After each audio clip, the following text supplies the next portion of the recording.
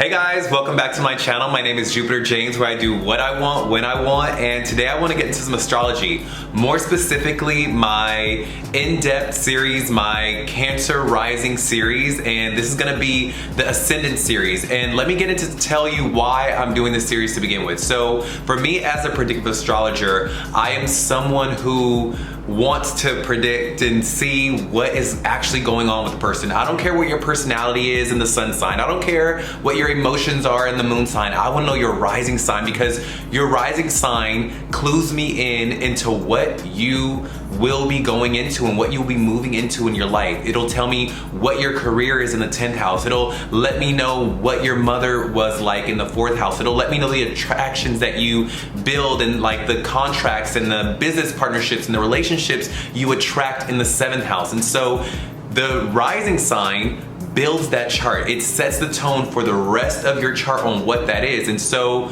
if that sounds good to you and you want to know what that is for you as a Cancer rising, let's get into it, yeah?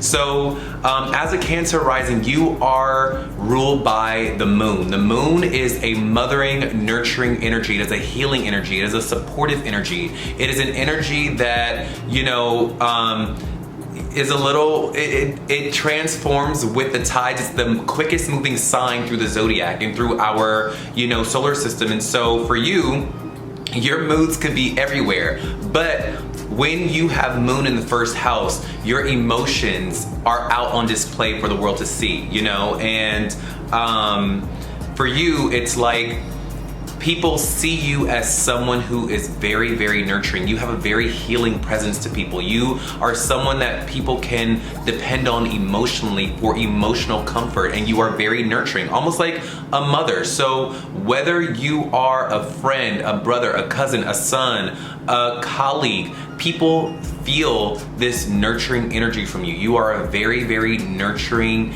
individual, and you probably have a round moon-like face. You probably are someone who has very milky, soft skin or very flawless, clear skin. You have a very mystical, dreamy aura about you, in the sense of like healing though. Like, you know how Pisces maybe will have the mystical aura of like being very woo-woo or hippie, right? You have this aura of like healing. People just feel comfortable around you, and so you probably get a lot of people wanting to divulge their secrets to you, or telling you things that they wouldn't even tell their therapist, or they just feel this sense of comfort around you. People are very comfortable with you for good and for bad. You know, that can lean into whatever territory. Now, if we get into the physical attributes that moon will lend when it is in the first house, this will be someone who, you know, you carry a lot of water on you. If you drink a lot of water, you'll see it. It's like, oh my God, I just ate a piece of fucking toast and here it is on my fucking cheeks, you know? Like,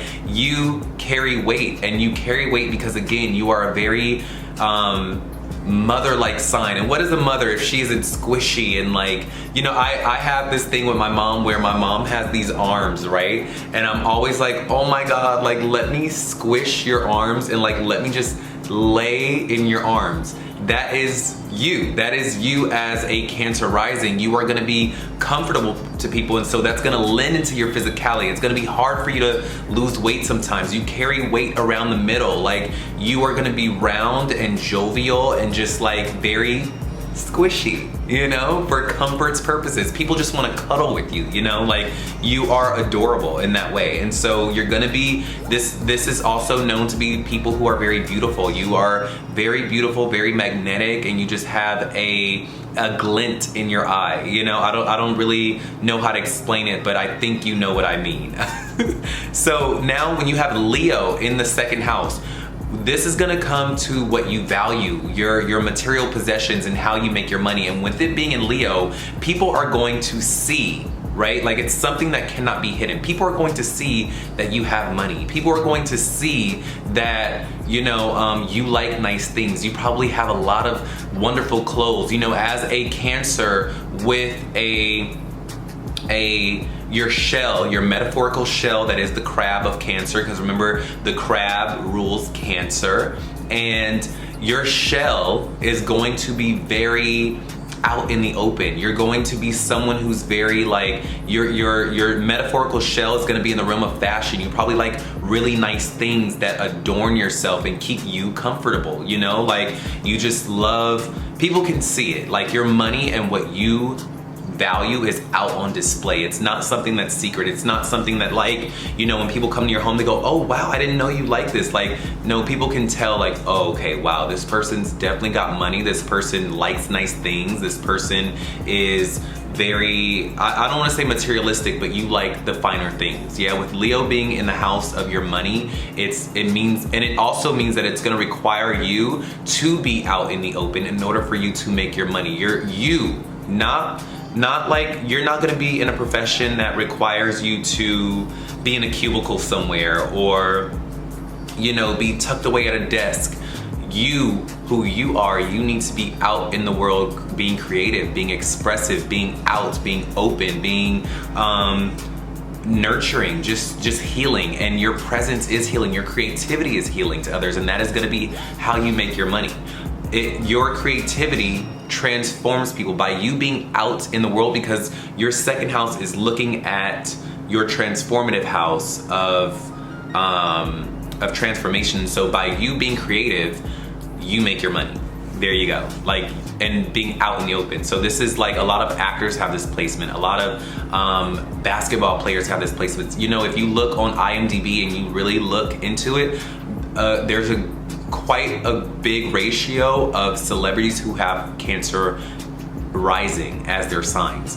Now, with your third house going into Virgo, this is going to mean that your mind is very analytical, and you are going to be someone who, you know, in your mind, you seek perfection. You probably loved grammar. You like grammar, like you do. I know that sounds weird, but you like grammar. You like to speak, and when you do speak, you tend to want to speak perfectly. You are not someone that just, you know, when someone says something wrong, you're like, ugh, like, that's the wrong grammar. It's not Leviosa, it's Leviosa. Like, you're like that. Like, your mind, you are a very smart individual, and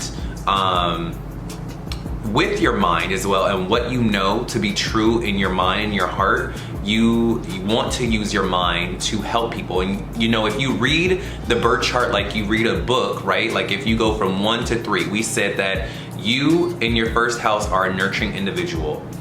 In your second house, how you make your money is going to be you being out in the public, nurturing others. Now, if we read that like a book with your mind in a very service-oriented sign of Virgo, you are going to use your mind to serve others. And what does that mean? To serve others means to nurture, to support. And that is what you feel in your mind. You feel like you have the philosophies, you have the wherewithal, you have the emotional capacity, you have the creativity, you have what it takes to offer something to people that will help them and make their situations better. And that is why you show up as a Cancer rising, because whatever you say, whatever you do, you just have this way about you that when you communicate, you're like, you fix the problem, and people are like, wow, that person is just so like supportive and amazing, and they just get me. And like, you see, because again, with Virgo in your mental house, you're gonna use your words and your mind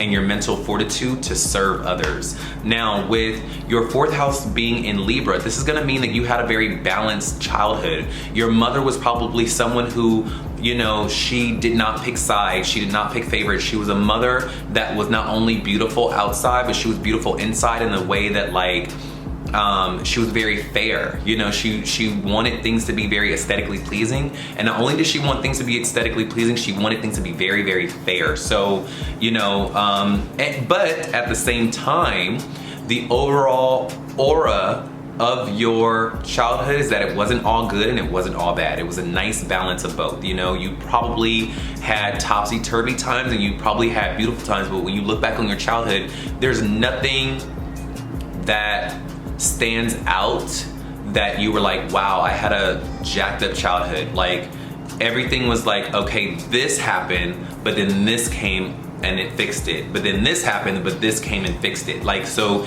you had a very balanced childhood. You had Venus, you had a very Venusian childhood where it was easy, it was graceful, it was, now, this could change. This is in reading whole sign. I'm going by whole sign. Now, when we get into Placidus, other energies will influence that, or when we, when we go into Placidus, but if we're just taking a whole sign chart and reading it for face value without the planets, this is what that energy will bring. And this is why I always say other things influence that when I read your chart specifically. But as a blanket statement, if you have Libra in your IC, then this is the theme of that. You had a very Venusian mother, a very balanced, fair childhood, and a very graceful presence as a mother.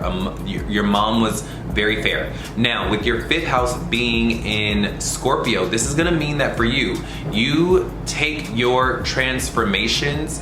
For you, transformation is something fun for you. When it's time to transform, it's on and popping. You're like, wow, okay, it's my time in my life right now to transform. And this is where you become the most creative. This is where you become the most expressive, and you also like to transform others. You like that. Like, you like seeing the potential in others, and you like to lend an emotional something that offers to help people now and transform them. Now, when it comes to your relationships, you are going to be someone that, you're not going to like surface level relationships, especially in the dating realm. This being in the dating house, you are not going to like surface stuff. If this person, let me zoom this in because that's bugging me. If this person cannot get on a deep sense with you, you're like, all right, gotta find someone else. You gotta go. I'm out. Like, and that's just how you are. Yeah. Now, I will say that whatever you create will not only transform you, but it will transform others, and that's creativity for you. That is fun for you. You like that you enjoy that. Yeah. Now, you could also be someone that with Scorpio in the 5th house, when you are dating someone, it takes a minute for you to open up. It takes a minute for you to really divulge those secrets and those things that you hold true, Cancer, because although you are emotional and nurturing for others, there's this juxtaposition with you where, even though you are emotionally supportive to others, right? You can be emotionally supportive for other people, but when they try to be that for you, you go, no, try again. Like, and when people want to get to know you, you're like, because think about it. Who knows the moon? Have you ever seen the dark side of the moon? No, you haven't. The moon is so mysterious if you think about it. That like the moon has some sense of mystique. And again, I'm reading the birth chart like a book. So this 5th house story of Scorpio being very secretive and in the dating world and on the dating scene and with partners lends back to the story of moon being in your 1st house as a Cancer rising, because for you, this is the dark side of the moon. This is like, you're not gonna quickly divulge that. You can see into others. You can psychically sense what other people need. You know what other people want. You know how to give other people what they need and they want. You know the ailments of others. You can sense it from a mile away what someone needs, right? But for whatever reason, people it's you are a mystery to others, like, and you only show up in your fullest capacity when you are nurturing other people. Other than that, people don't really know you. And it's hard. It's like, and unless you want that, and that happens over time with Scorpio being in your 5th house. Now, moving on to your 6th house of, I believe, Sagittarius. With Sagittarius being in your 6th house, this is going to mean that, you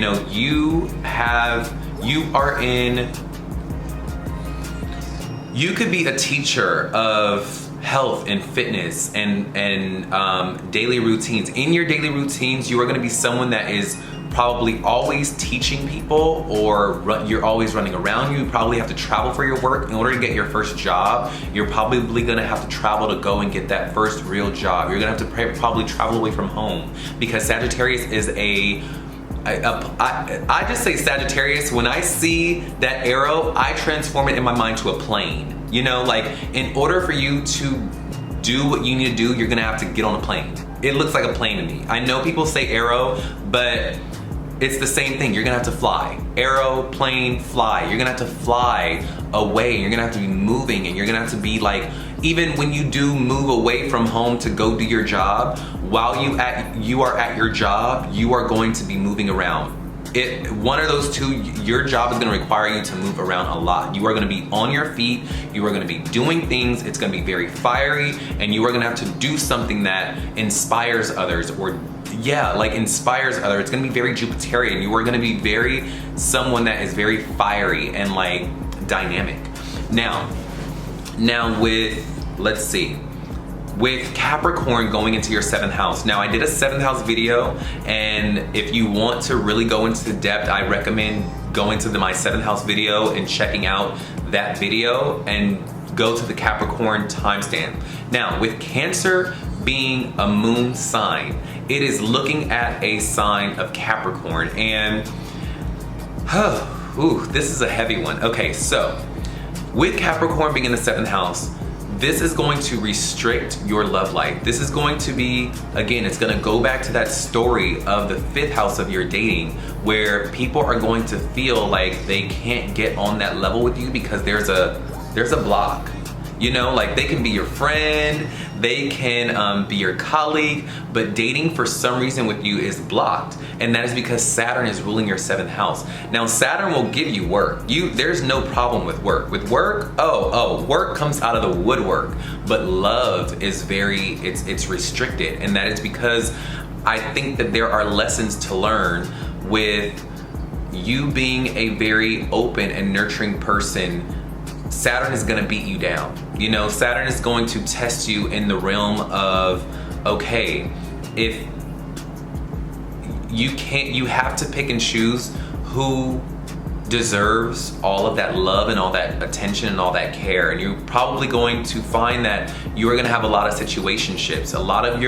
If you do get in a relationship, these relationships will transform you. These relationships will grow you and teach you, and it's like, oh my God, another twin flame, oh my God, another situationship, oh my God, another narcissist that wants to come in my life and suck me dry and then just leave me high and dry, or I have to be the one to leave them, where it's like, okay, you're no longer good. Like, when will you catch a break, right? It's like that. And it's because you need to learn these lessons, Cancer Rising. You need to learn to put yourself first. You put a lot of others first so easily and just so effortlessly that is actually not the energy that you are meant to leave the planet with. The energy that we come down here with is the energy we've mastered. It's our default settings, but who we leave this world as is a more mature, balanced energy of that energy. I hope that made sense. Like, you're gonna be a more mature Cancer Rising.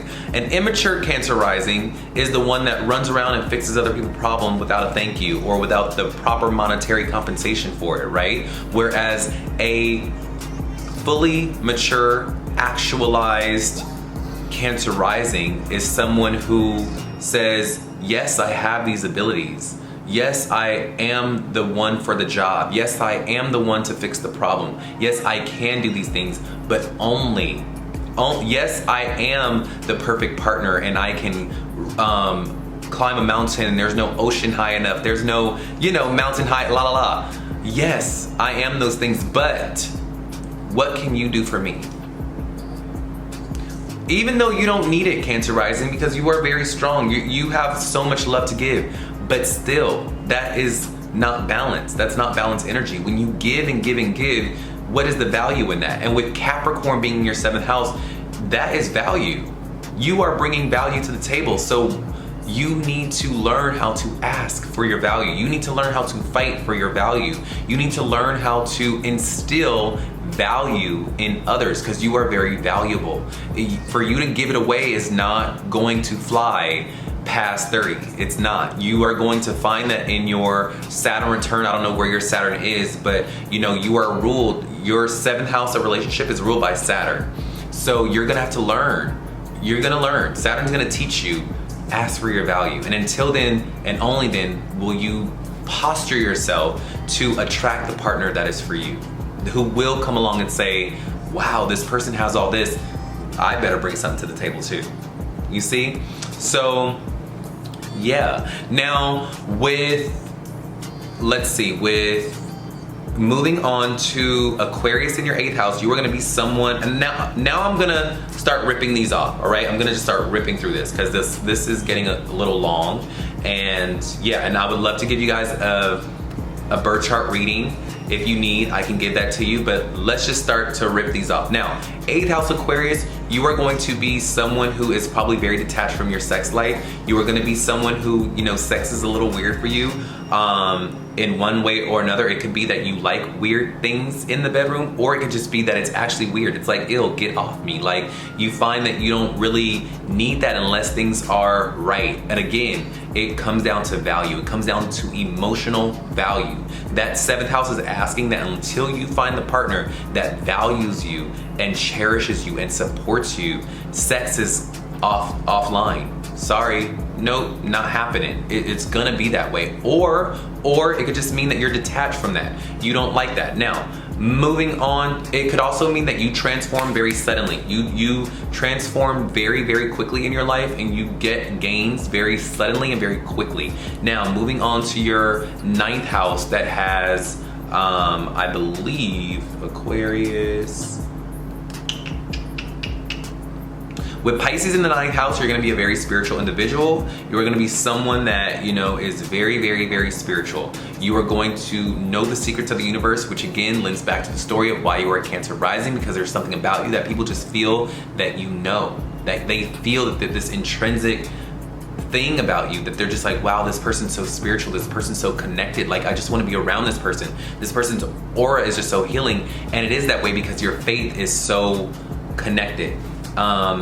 Now with 10th house in Aries, you are gonna need to find a career where you are self-actualized and where you take center stage and where you are the job. Yeah, have you ever heard that Carisha song from the City Girls where it's like, good job, it's I am the job, It's that. You are not going to be able to work under people past 30. Past 30, you are gonna find that you need to either go on your own or do something that, or be in a career that your managers keep you at they just let you go and do what you need to do. They don't talk to you, they don't report to you, they let you be. You are the job. You are the job. Whether you are starting a business, whether you are a celebrity, whether you are a b-ball player, whether you are the job. Your name needs to be on the door. Your name needs to be in the IMDb credit. Your name needs to be on your YouTube. It's you. You are the job.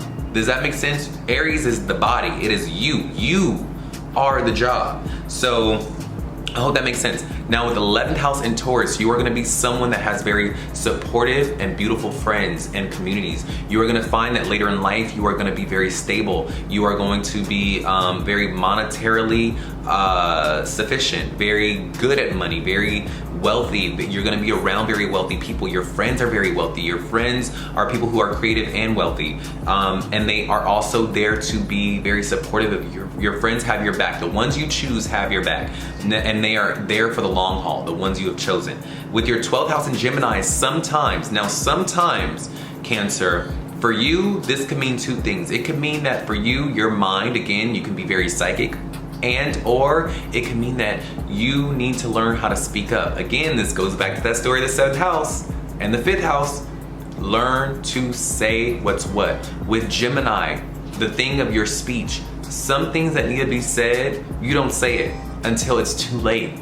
Until people feel that, oh, this is who you've been and you haven't said anything, even though you've been feeling it. Even though you haven't said anything, they go, oh, this person must be cool about it. And then one day you pop, right? You pop off and people are like, wait, what? This person went crazy. Learn to speak. Please learn to stand up for yourself in the realm of your speech. Say what needs to be said. Don't hold it in. Yeah, now that was my Cancer Rising video. If anyone needs a birth chart reading, a career reading, a love and destiny reading, I'm here for you, and I would love to relay the message of the stars. I'm sure they have a solution for you. Just hit my links below or email me, and I will see y'all on the next video. Y'all have a good one, and I love you. Have a good one. Bye.